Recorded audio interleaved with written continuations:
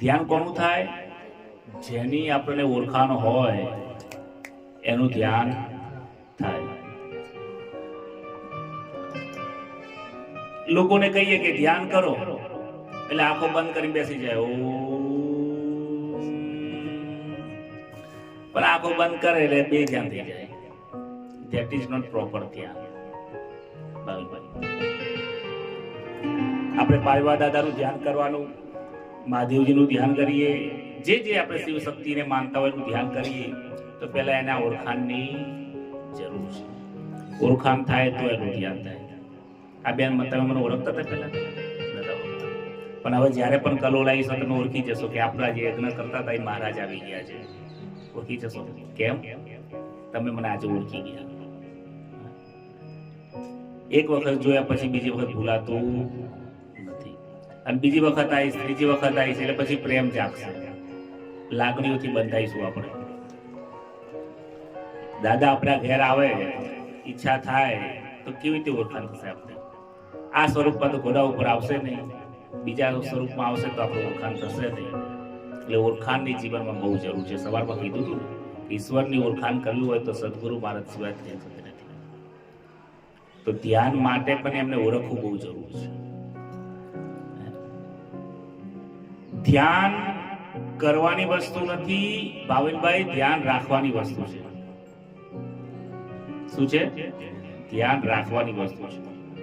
રસોઈ બનાવતા હોય, રસોઈમાં બે ચમચી મીઠું વધારે પડી જાય તો ઘરના આદમી શું કહે? તમારું ધ્યાન ક્યાં છે? રસોઈ બનાવતા સિરિયલમાં છે કે શું? અને ગાડી ચલાવતા હોય, એક વખત બમ્પ કૂદી જાય તો વાંધો નહીં, ચલો કોઈ ના બોલે. બીજી વખતે બમ્પ કૂદે, ત્રીજી વખતે બમ્પ કૂદે, બાઈક આપણું કૂદી જાય એટલે પાછળ મારા બેન શું કહે? તમારું ધ્યાન ક્યાં છે? ધ્યાન ભાઈ, જીવનમાં ધ્યાનની બહુ જરૂર છે. જો બે ધ્યાન થયા તો ગયા.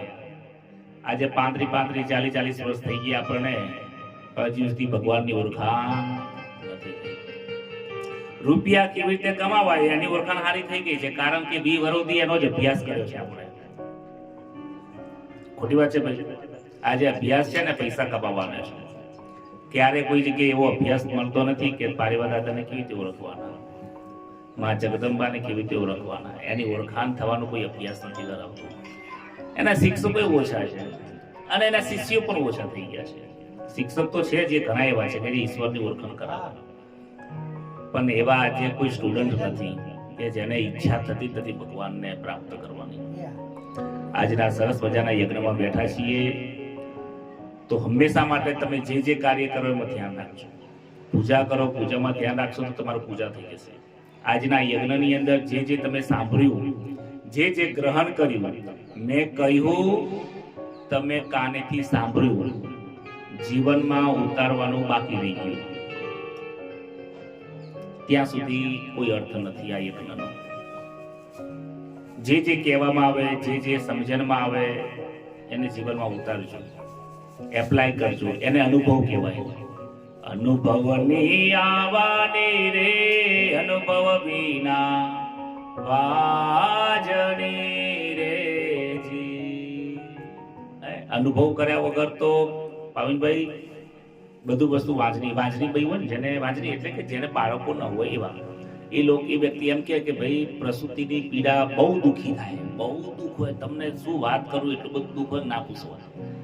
એક ભાઈ કે, એક બેન કે તને કેવી રીતે ખબર? વાજરી જે હોય બેન, એને કઈ જેને સંતાન ના હોય એને જાણી શકે ના, એને અનુભવ ના હોય કે જે બાળક નો જન્મ થાય, જે માને પીડા થાય, એ પીડા એ ના સમજી શકે. એ તો જેને અનુભવ કર્યો હોય, જેને બાળકનો જન્મ કાપ્યો હોય, એ માને ખબર હોય કે ભાઈ એ વેદના કેવી હોય છે. એવી રીતે ભક્તિનું જ્ઞાન કેવું છે, ઈશ્વરના દર્શનનું જ્ઞાન કેવું છે, એ તો ખાલી આપણે શબ્દોથી સાંભળ્યું જ છે. એને અનુભવમાં મૂકવાનું બાકી રહી જાય છે. એટલે જીવનમાં અનુભવમાં મૂકશું. જાણીએ છીએ કે સત્ય બોલવું જોઈએ, જિગ્નેશભાઈ, જાણીએ છીએ સત્ય બોલવું જોઈએ, પણ સત્ય બોલીએ આપણે ગમે તેવી પરિસ્થિતિમાં સત્ય બોલીએ, એ પરિસ્થિતિમાં સત્ય બોલીએ અને એનો જે આનંદ છે એ અનુભવ આપણે ક્યારે કર્યો? એ અનુભવ કરીએ ને તો ઓર મજા આનંદ આવે. આજે લોકો આનંદ શામાં ગોતવા જાય? ખાવામાં, પીવામાં, ફરવામાં, મોટા મકાનમાં, ગાડીમાં. જો ગાડીમાં આનંદ મળતો હોત ને, એક્સિડન્ટ ના થતો, દુઃખી ના થતો, ગાડીથી દુઃખી ના થતા હોત. ખાવામાં જ આનંદ હોત ને તો અપચો ના થતો હોત. મોટા બંગલાઓમાં આનંદ મળતો હોત ને તો બંગલાવાળા સુખી થઈ ગયા હોત. આવા વેદ વેદાંત ભણવામાં જો આનંદ થતો હોત તો અમારા જેવા સુખી થઈ ગયા હોત. દુનિયામાં સુખ અને આનંદ એમાં નથી. આનંદ છે ફક્ત ને ફક્ત ઈશ્વરના ભજનમાં, ઈશ્વરના નામમાં. એટલે જીવનમાં હંમેશા માટે 1 કલાક ઈશ્વર માટે ફાળવજો. રૂપિયા કમાવા માટે તમે ફાળવો ને 8 કલાક 9 કલાક, તો ઘેર દાદા માટે અડધો કલાક, વધારે તો 10-15 મિનિટે 2-3 મારા કરવાનું ચાલુ રાખજો. બરાબર? તો દાદાની ઈચ્છા થશે, ભાવ જાગશે. આજે સરસ મજાના ટટ્ટાર બેસી આંખો બંધ કરી દાદાને આપણે આમંત્રિત કરીએ, નિમંત્રણ આપીએ. દાદા તમે અહીંયા પધારજો, મારું મારા કુટુંબનું પરિવારનું કલ્યાણ કરજો, અને હું બોલાવું ત્યારે તમે વહેલા મારા ઘરે પધારજો.